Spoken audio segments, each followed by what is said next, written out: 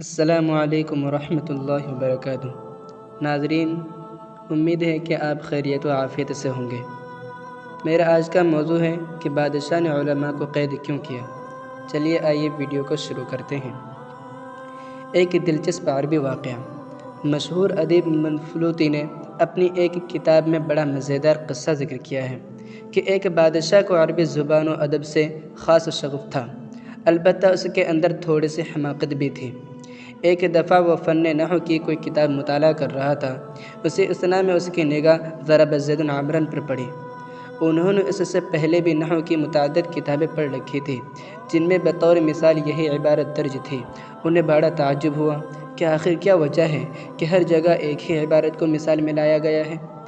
چنانچہ اس نے اپنے دور کے ائمہ نحو کو مدعو کیا اور اس کی بابت دریافت کیا۔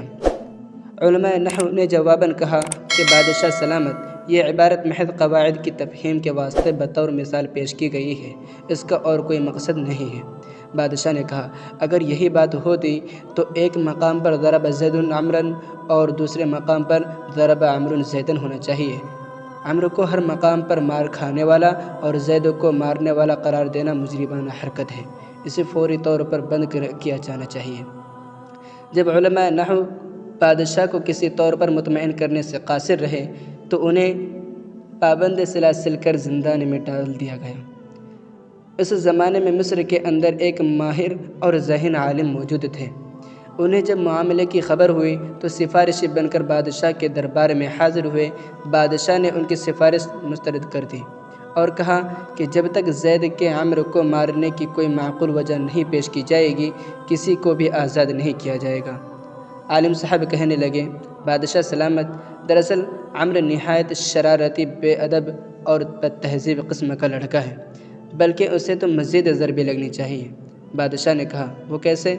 کہنے لگے، بادشاہ سلامت، آپ کا نام داؤد ہے، جو کہ بولنے میں 2 واو کے ساتھ بولا جاتا ہے، مگر لکھنے میں ایک ہی واو لکھا جاتا ہے۔ آپ کو معلوم ہے وہ دوسرا واو کہاں گیا ہے؟ بادشاہ نے کہا، کہاں گیا ہے؟